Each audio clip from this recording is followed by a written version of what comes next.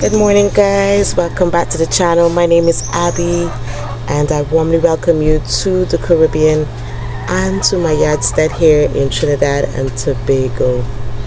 This morning, the garden looking exceptionally beautiful, and I want to give you a garden tour this morning. Give you an update. I meant to give this update over 2 weeks ago. There's so many exciting things that are happening in the garden this morning, and I want to give you an update as how the garden is going, how I'm dealing with the pests. Am I still keeping up with the organic route, keeping my hands off of the stuff from the lab? All of these things I want to update you on, and yeah, basically that's it.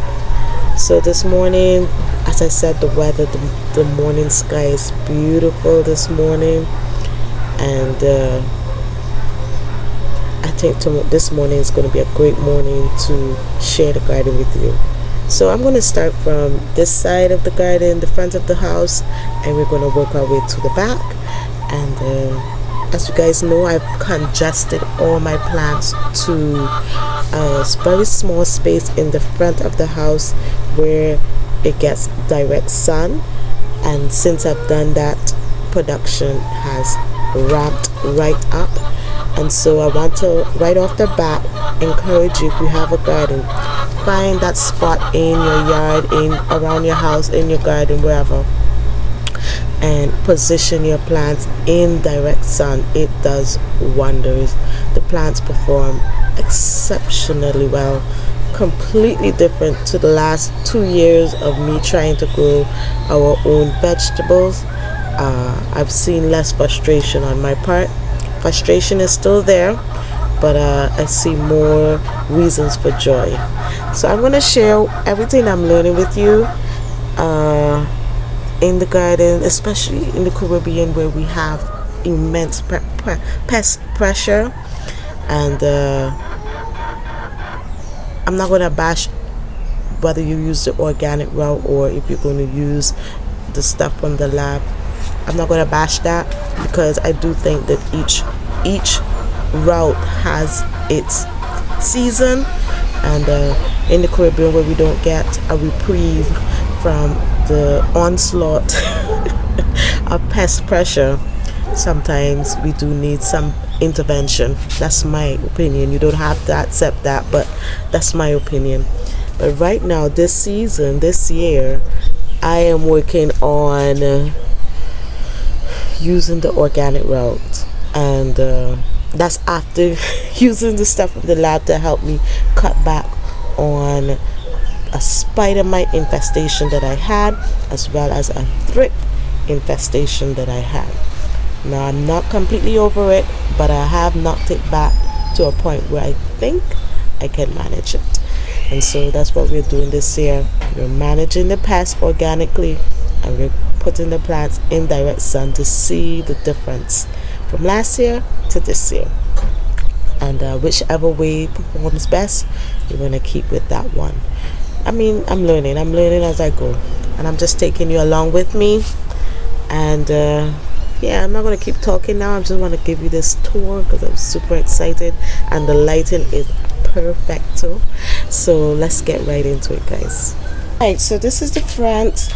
So I have planted here some amaranth, some green amaranth. I've also planted some marigolds in this trough. These are some edos that I have planted, some turmeric. I planted all sort of stuff in this container, basically because this container is mostly made up out of sand, like construction leftover sand. And over the last year, I've been putting compost in it, but I found that things weren't growing very well in this soil. So I have nematodes was in this soil, and so I found that the plants were very unproductive. Now, this trough was really hard to place in the sun without obstructing the walkway for the kids to play, and it is just generally traffic going through the yard. So we placed it here by the house in front of the guest quarters, And I know that amaranth is quite forgiving when it comes to, or Baji is forgiving when it comes to growing conditions. Once it's a bright light, doesn't have to be direct sun for them to grow well. And so I place amaranth here, and to help me with the nematodes in the soil, I planted some marigolds. Now these are my second attempt at putting marigolds in this container, because we had some slugs come through, and instead of eating the amaranth, the slugs ate the marigolds down.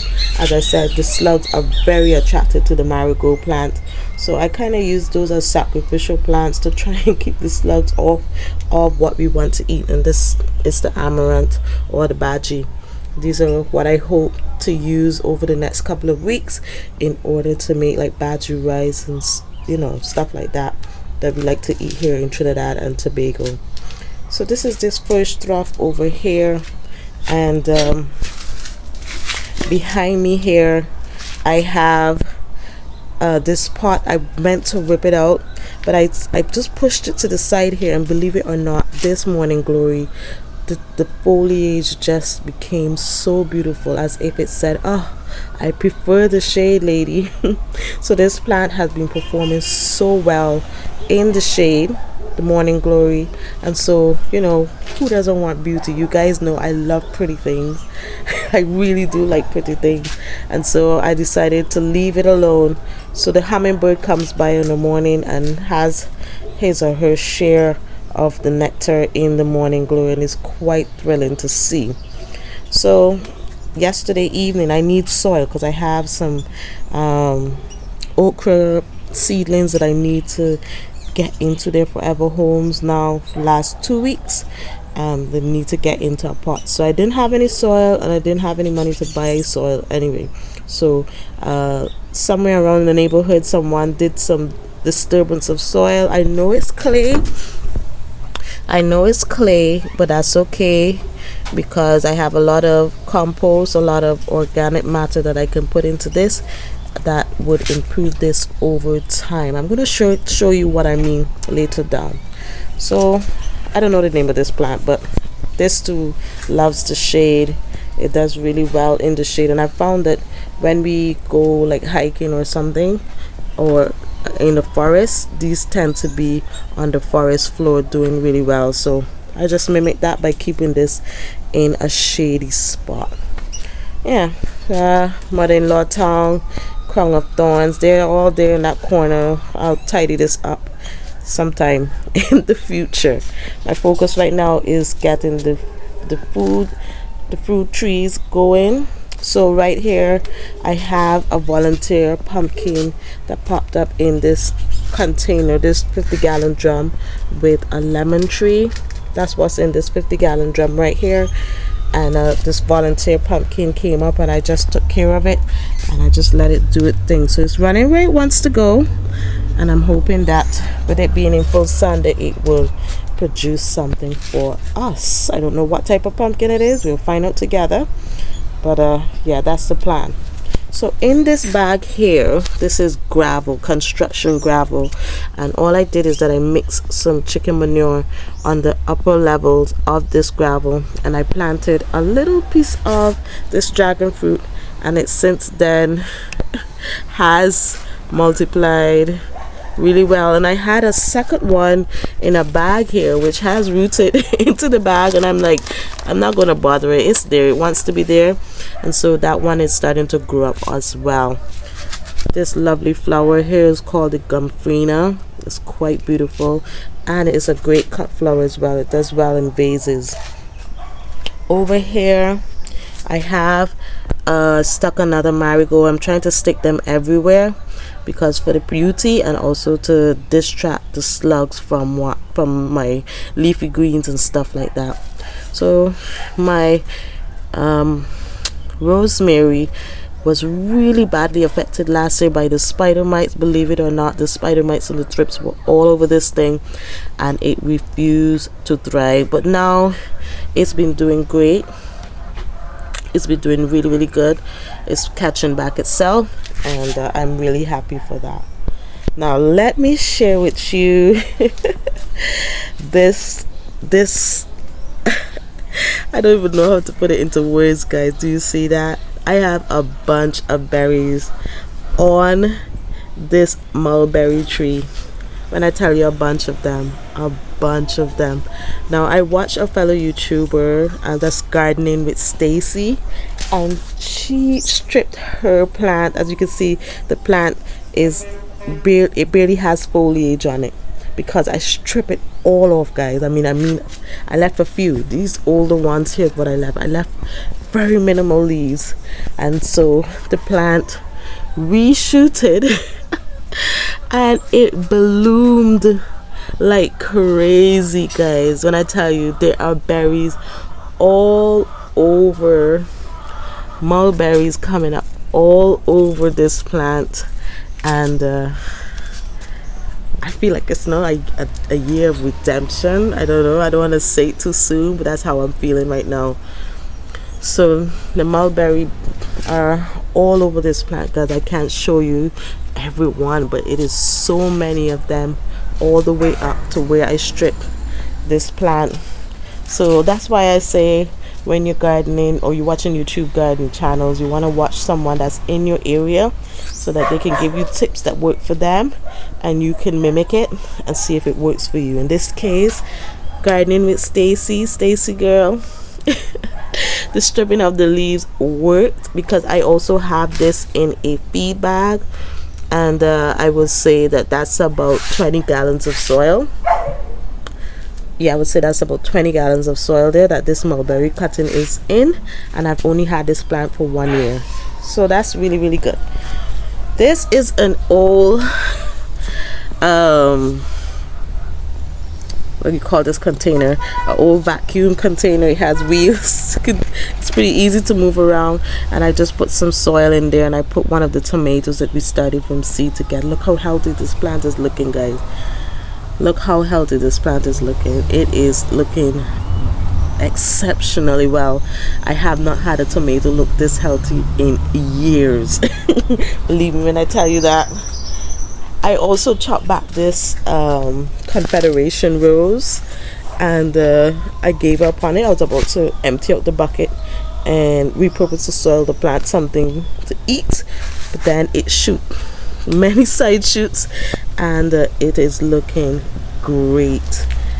Here I have the rambutan. As you know, I planted a seed last year, and this is a rambutan that I have in a container here. It's not a very big tree, it's a shrub, but it gets into a big tree. But I've seen little tiny trees bear fruit, and so my hope is that as you know, time goes by and I keep up potting, that this can bear in a container. So I had some issues with the plant. I had it in another location by the tonka bean tree. It was a bit shaded out, and I don't know what was eating it, but it seemed as though something embedded itself into the foliage and started to attack the plant. So I moved it from there, and since then you can see it's starting to shoot again, and that's really good. So it has some volunteer amaranth, which I'm going to leave in there, and place the mustard seedling that it was a volunteer. So I don't think it's a volunteer, it's a seed that I placed for such a long time that I thought they weren't germinating, and then after some time they germinated again. So this is a mustard green. I love that in a sandwich. Over here is my garlic chives. So I want to harvest this out because they look so good. I want to harvest these out and put them in the freezer, because you guys know I have a very small garden, and what helps me is harvesting at the optimum time and preserving, because you know that way I can always have things on hand. That's how I get to cleverly use the things in the garden to have an impact on the grocery bill, harvesting and putting up. So this is garlic chives. I have to research how to cut it back, because I have cut back things too far to the point where they died, and this is the only garlic chives that I had, and I brought this with me from Barbados. We hunt for this, and it is loving it. So if you can get your hands on garlic chives, especially if you're into Chinese food, this is amazing. All right, so garlic chives, This I believe is a butternut squash. I need to find a home for it. I think I have somewhere in the back to put this butternut squash. This is still the seedling, so the seedling nursery. I'm getting ready to plant the onions here, and so I need to get this all cleared out. I'm not too sure what this is. From the looks of it, it looks like a cantaloupe, but that's what that is. So I have some peppers here. These are sweet peppers. These I'm not too sure, it's either cayenne or jalapeno. Some dill. The dill I want for seasoning, but I also want it for beneficial insects, because we are still having the thrips. Especially, I'm not seeing the spider mites, but more so the thrips. These are the okras that I was talking about, the need to get into their forever home. These are embedded into the pot here. I'm trying to find homes for them, so I'll keep asking my friends, for my acquaintances who like to grow food, if they would like to have it. I don't have anywhere to put these seedlings, but these two, I have 2 containers for these 2 okra plants. I can't see what I'm doing. The sun is in my eye. Oh my goodness. So the pumpkin from the 50-gallon container is all the way here. It made its way all the way here. Here I have a tray of portulaca, and this actually fell down the other day, and so I just put some compost at the bottom. I repotted it. I'm waiting for it to redeem itself in the container here, and I put this stick here to stop it from falling again in the future. My Panama berry has many berries on it. It has many berries on it, and you guys know the blue jays, the cornbird, and the kiskadees, they all raid this tree. I barely get any berries from this tree, so I've since used some wind spinners in the tree. It looks so cute, and I've not seen any birds in the tree, so I'm going to get me some more, especially to put together some so that they could make some noises to add to the deterrent of the birds. So with the spinning in the sun, the iridescence of it, where it makes a shimmer, also is keeping the birds away, and that's been working out pretty good, and it looks cute. It looks really nice in the tree. Okay, so I've moved my herb bed. I have a bunch of shadow benny, culantro in here, some thyme that I planted from grocery cuttings. I moved it here, hoping that I can get the thyme to grow more, because they like more sun. So this is my herb bed. My stevia, I've actually experimented with the stevia, and I dried it, and you later used it in teas, and it's still sweet in my tea. So I'm really excited about that experiment, where I can harvest out this. I'm gonna wait for this to get a little bit more established, and I'm gonna harvest out these. I want to try and get more plants as well, so that I can dry them. We can have them to put in our teas. On the left of me here is my container with the rough skin lemon. Rough skin lemon is doing good, but before I show you that, these are some volunteer amaranths that I'm allowing to go. A rose that I've had here in a container that I need to find a home for. Oh wow. Some more marigold here that I need to find homes for. I think I might leave them there just to make it pretty. It's butterfly bush. Now the thrips are feasting on it, and so the nice vibrancy of the purple is being affected. So I might have to hack all this away and allow it to resprout in order for it to get back its beautiful purple color. Here I have a celosia. Oh, the deepness of this red is beautiful, and I just love the splashes of color to break up all this green in the garden. I also have this in a little container, but it's rooted itself into the bed with the rough skin lemon, and I am okay with that. I also have this variety of portulaca.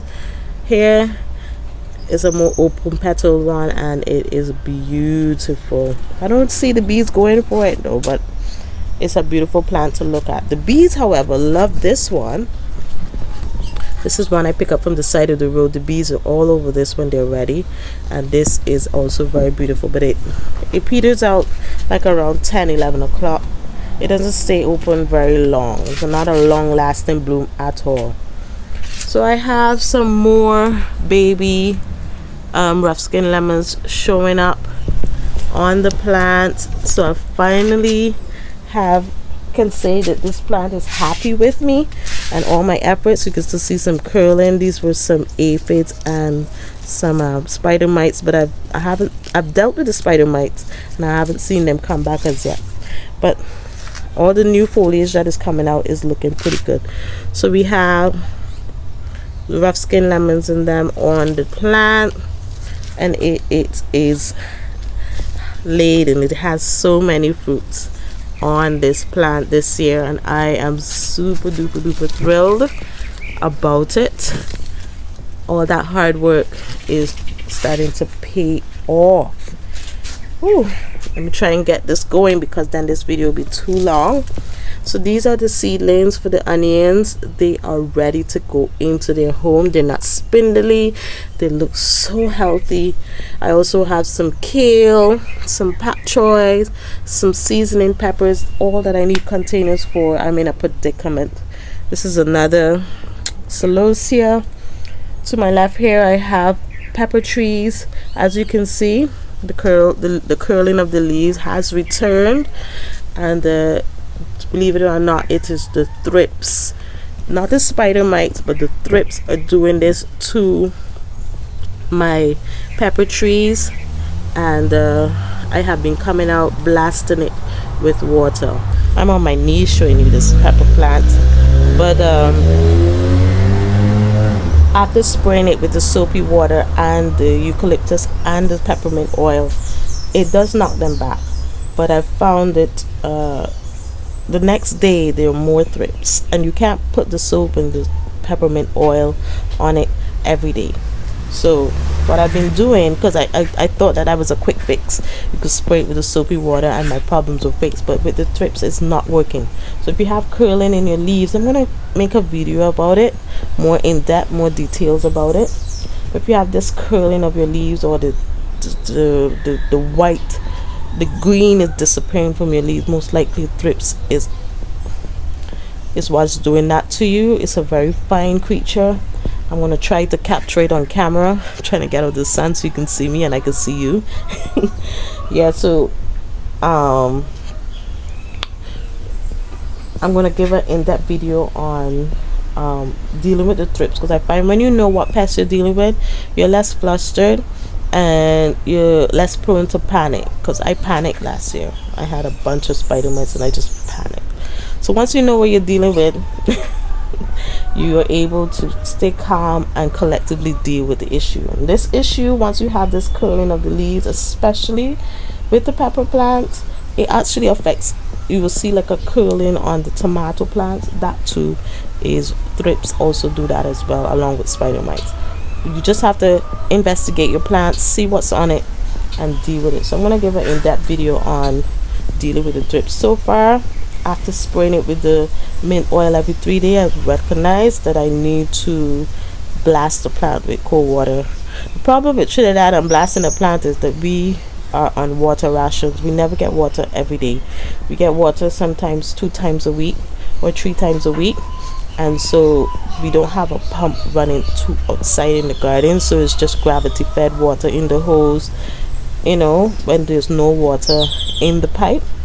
And so what makes it difficult to blast is, you know, with the gravity fed, it's really hard to spray the water onto the plant. So what I've since learned is just putting plain water into my spray can and pumping my spray can and blasting the plants with plain water to blast those thrips off of the pepper plants. But anyway, I'll give you a more in-depth video on that. Moving on, so I had a pak choy together here with a pepper plant, and they're competing with one another. I've been trying to keep the thrips off of the pepper plant, so we'll see how that goes. Oh my, I'm seeing spiders, butterfly eggs on my pak choy. Everybody's out to eat my food today. Okay, so more celosia. This is in a container. You see that, guys? Do you see the bee, Mr. B, on the basil? That's what's been bringing back. That and the Panama berry is what's bringing the bees back into the garden. You can see it has a brand new zinnia flower, but it's not on that. It's not interested in the zinnia. It's interested in the basil. So if you want to get bees in your garden, let your herbs go to seed and flower. So again, this is the tomato tree we planted together in this half a drum. We're getting ready for the garlic. What is this? What is this popping up in here? What is that? It looks like an edo. Oh well, I'm gonna leave it. It wants to grow baby. Alright, so we have some dill in there. I plant some dill in there since, and 2 marigolds. I'm trying to maximize on my real estate. This is the children growing beans. We're right now again showing them how to grow seed and get food from it. They love stir-fried beans, so I'm hoping that this will be a really good experiment for them. We planted 10 beans and we have 6 so far germinated. Yeah, we have 6 so far germinated. So not the best germination, but it's better than nothing. Do you remember my parsley? And I said I struggle with parsley. I am going to also mention that in a video what I did, just to remind you. If you have a problem with your parsley rotting, I put gravel in the upper layer of the pot and I planted it as though I was planting a strawberry. There's a crown in the middle of the parsley that you need to pay attention to, and look how lovely. And all that soil preparation we did too. Look how lovely this plant is looking so good. These are the best cabbages I've ever grown, guys, ever grown. And they look so good. They're starting to fold. They're starting to form heads, starting to fold up in there, and that is really good. Another tomato plant there. Here is the only sweet pepper plant that I had that hasn't been curled up by the thrips, and I'm thinking because of the fence over there that the fence might have the thrips, and so they're coming onto the peppers easily over there. But on this pepper plant, you can see that there are baby peppers coming along. So my little $38 is working out so far, doing really good. Again, a patch of beauty with the Gumphrenas and the Portulacas. I would always recommend have spots of color. They do so much for the soul. This is a soursop plant that we grew from seed, and since I moved it here, it has been doing really good. In this feed bag here, you guys know I have said that it has nematodes in the soil. I've tried all kinds of crop, so this time I tried corn. There's someone selling something, so you're gonna hear background noise for a little bit. So these corns are doing really good. So this one is a little far behind, but that's okay. And there's one down here as well.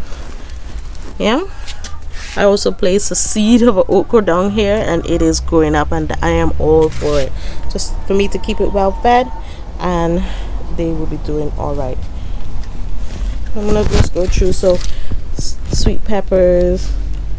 So oh yeah, look, a baby one pollinated down there. So I just keep blasting it with the water to knock those little thrips off, and so far it's been doing pretty good. Yeah, this is a plant my mother planted. I think it's some kind of hot pepper. I'm not a big fan of spice. Hot. I find it makes no sense. Burning in, burning out. That's not for me. So this is another sweet pepper that I'm trying to revive. Yeah, so behind me here is this red amaranth, and it is glorious. Red is my favorite color. It's not really red, but it's, like in comparison with the other leaves, it's a nice deep maroon, and it is beautiful. it doesn't share very well with the pak choi.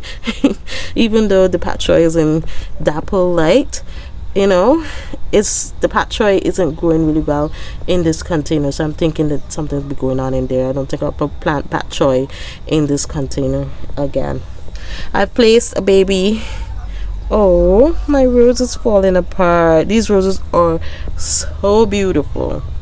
So beautiful. I don't see the bees on this either. It smells so good from where I am. I'm smelling it so good. Anyway, so dill and eggplant.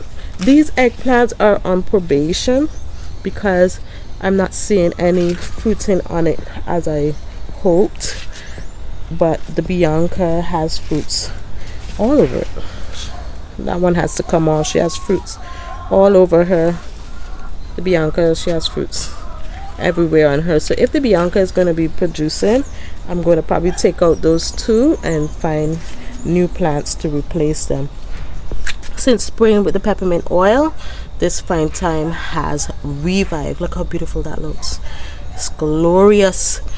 The fine thyme is doing good as well.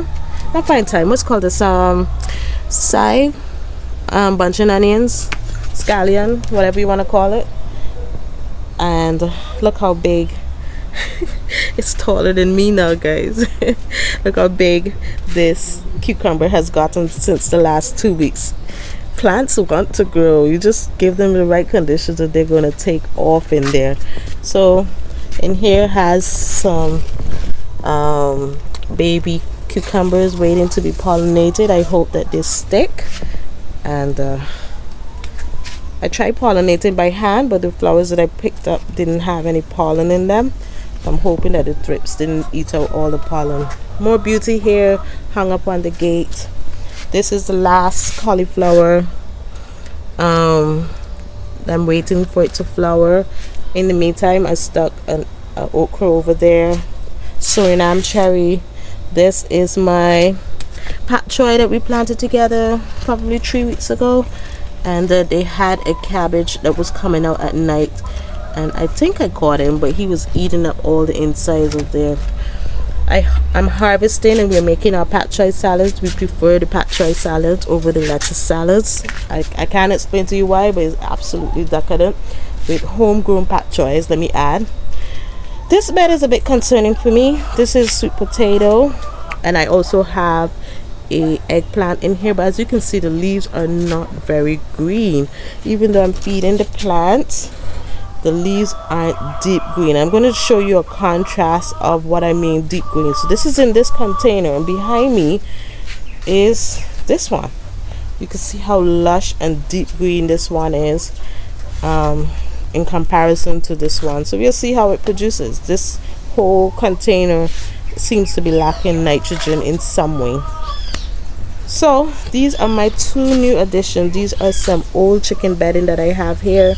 They're not broken down, but I'm just going to put some of that clay soil on top and plant the okras in it, and the okras will find their way in these 2 bags. I just need to get them growing because okra prices are redonkulous. Another cabbage plant, another cucumber plant. I've been spraying every 3 days still with the mint and slightly soapy water, and I found that I'm not seeing any aphids. I'm not seeing any additional pest issues. On this side, the cauliflower is doing so good. Let me get past this swing. The cauliflower is doing so good, guys. So good. When I say so good, I find that they grow better in a bit of, dapple light more than in full sun, but I'm learning. We have a comparison. We'll see if these guys flower before that one over there, or we'll see. So this is a sweet potato, and it's jamming. It's looking very, very healthy. Some ginger that's getting ready to mature, starting to die back a little, and probably in a couple months we will harvest out this one. Believe it or not, I don't know what type of flower this is. I think it's some kind of pansy, but this is a volunteer. I saw it coming. I was like, this foliage looks familiar. I'm gonna leave it. and it turned out to be a blessing. It's like a bouquet from God. Everything's gonna be alright, abs. So I love it. It's purple with that splash of yellow down on the inside. It's really, really, really beautiful. Really, really beautiful. Yeah, so that's the cauliflower. So that's the garden on this side. That's what's happening on this side. A lot of seedlings, but a lot of things are growing, and we are all here for it. You know, the chickens, they're happy. Morning, girls. Here is I had Badgie in this, and I ripped it out and I planted some beetroot. Now the beetroot we had planted in the back, they got all eaten. The slugs ate them all. It was a failed experiment in the back. There's not a single I want to keep these amarants to stick them in other places. And so I was telling you that so I also had planted some seeds, and then I was starting to pop up. So pretty soon I'm going to have to find me a container of to put more beetroot seedlings in, but these are doing okay. So they have some time. They have to show how they're going to perform. We're not quite sure yet because they're just here a couple days. So the celery also is doing good there. My mint was almost gone, guys. I moved it and I put it where I would see it, and I water it every day, and it's bouncing back so good. This is important because tea guys.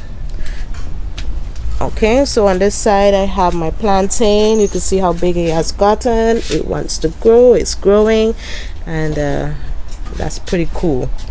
The banana is it's about 5 feet now, and it doesn't look like it's going to get much bigger, but the trunk looks like it's getting thicker and thicker. So I'm hoping that it blooms soon. The cane is doing really good. One of my neighbors came by and asked for us to trade, so I'm going to give him a piece of this so he can plant this one, and I should be getting a piece of the purple one pretty soon. My ponytail palm, all these are ornamental. So let's move into the back. My lemongrass, I haven't harvested it yet, but this will be hacked back soon. Remember I said the okra plant died? It didn't die, guys. Not okra, edo. It reshooted, and it reshooted with a vengeance. It has 4 suckers down there. The Tanya also reshooted. What is that? What is that?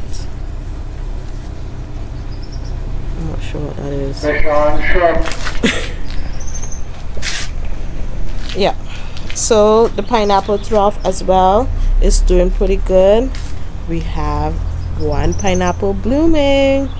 So the ginger hasn't reshooted as yet, but there and there I dug up to make sure they didn't rot. There and there, they're just waiting for them to reshoot again. And my plantain in a pot. I also planted this I don't remember the name of it. I think it's a verbena or something like that flower. The hummingbirds love this as well. So yeah. Oh, and my turmeric in this container. we've been digging in there, so that's why it looks like that. We just harvest as it needs be, because turmeric takes a while. I find just taking out roots as you need is really good. A big harvest of turmeric to me isn't really necessary. Right, and so that's it. That's the garden right now. So I hope you enjoyed the tour of the garden this morning. If you did, please give me a big thumbs up. Let me know in the comment section what you... Oh, I didn't mention whether I'm using chemicals or not. I have not. I have been holding on for dear life, and just know this camera's slightly bent. Right. I've been holding on for dear life. I've been using the plain water along with the slightly soapy water with the eucalyptus and interchange it with the peppermint, and as you can see, the garden is doing really, really good. I've been keeping a handle on things, and that's pretty nice. Oh, I didn't share with you guys, we're getting a whole lot of barbadine, and the drinks are exquisite. Exquisite. I'm hoping to get a ice cream maker soon, and we would start making barbadine ice cream because that's what we're growing. There's so many things that I have in mind to experiment with, learning how to make condensed milk, making my own ice creams, stuff like that. So I want to share all of that with you and invigorate people, because we're so used to convenience that people realize we have to pay for it. Once you have to pay for convenience, it's going to get expensive. So once we learn how to do things, life will get a little bit more simple, less complicated.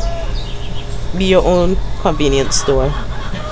Plan meals and have things in the fridge, in the freezer, in the cupboard, made by you. So yeah, this is where I'm going to leave you guys today. As I was saying before, if you enjoyed the video, please give me a thumbs up and share the video with your friends and family. Let them know that Abby's trying to do the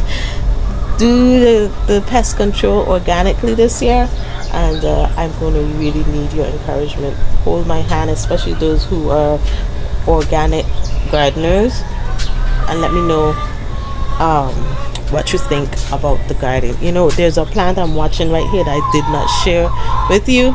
Let me share with you right now, and that is the Christophine. Look at her. Tell me that's not a beautiful sight. This is the best looking Christophine I've ever grown. The butternut squash that looks straggly all the way up there, almost gave up on it. Look at it. She's happy too. Amen, amen. I also, the big seeds that I planted in here, they're not doing so good, I guess, because they need more light. But I'm seeing her fruit in there. Look at that. I'm seeing her fruit. So I'm just gonna allow her to take her sweet time, and once she comes up, her leaves should get bigger. I'll see you guys in the next one. Take care, y'all. If you haven't already, subscribe. Bye bye.